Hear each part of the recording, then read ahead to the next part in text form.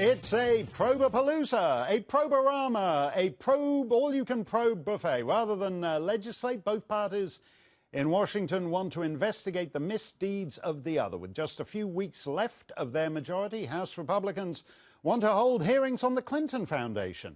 Meanwhile, Democrats now want a new investigation looking at Ivanka Trump's use of a private email to carry out government business. They want to equate Ivanka to Hillary Clinton and her private server, but the president says there's no comparison.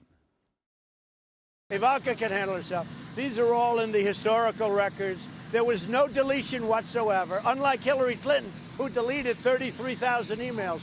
Unlike Hillary Clinton, who had a server in the basement, Ivanka didn't. This was just early on when she came in. These calls were not classified, unlike Hillary Clinton's calls, which were classified. And it's all fake news. That was the president before his Thanksgiving break. Bryan Dean Wright is a Democrat and former CIA officer. Bryan, we have courthouses legislating and we have legislators holding trials. Is this the best use of Congress? We've got 2 years of this, brother. I hope we're all ready. The short answer is no. Look, there is a small degree of oversight that is critical that both the Senate and the House do. So whether it's looking into the Hillary Clinton Foundation, the Bill and the Hillary Clinton Foundation, all those shenanigans, let the Department of Justice wrap that up. You know, on the Ivanka side, let's make sure she didn't send any classified. But at the end of the day, you know, how many people really care about Ivanka's emails, absent classified information? Not many. In fact, I'm going to go ahead and say none. You know, I'm in northern Indiana, and I can guarantee you that the people in Fort Wayne, places like Huntington, aren't concerned with Ivanka's emails. It's just not the right way to govern because they're not interested in all that silliness. What do they want? They want the Congress to focus on the stuff that they're supposed to focus on. Jobs, health care. Those are the things that America cares about.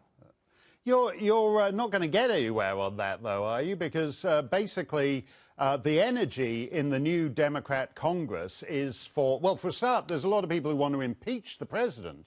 And if they can't impeach the president, they'd at least like to ensnare those around him, such as members of his family, in tedious investigations for a couple of years. Sure. Look, we've seen this, right? For the past 20-plus years, what does America experience? One side trying to mess over the other with the hope that they can gain even greater power in the next election. And I think what you have seen, certainly in 2016, and a degree here in the last few weeks, is people walking in to the voting booth and using their middle finger to vote and saying, enough.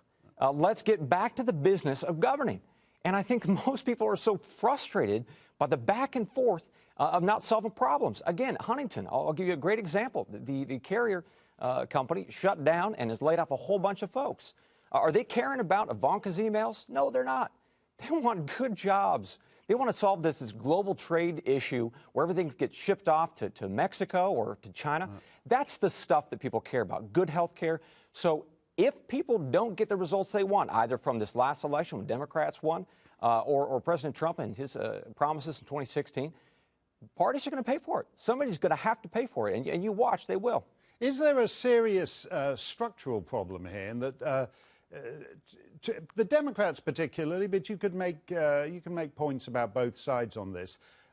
In effect, the criminalization of politics, so that if you have a particular approach to immigration or health care or whatever it is, it's not just that you have a public policy difference, it's that in some sense you're a criminal and you have to be investigated. Right. Well, when you see the other side as evil, that's when you start getting this investigative junk.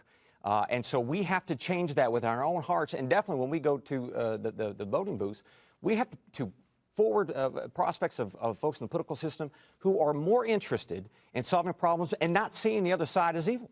I mean, that's really what it comes down to. Okay, Bryan, we'll wait and see whether they take you at your word for that. Thanks for that, and have a good Thanksgiving.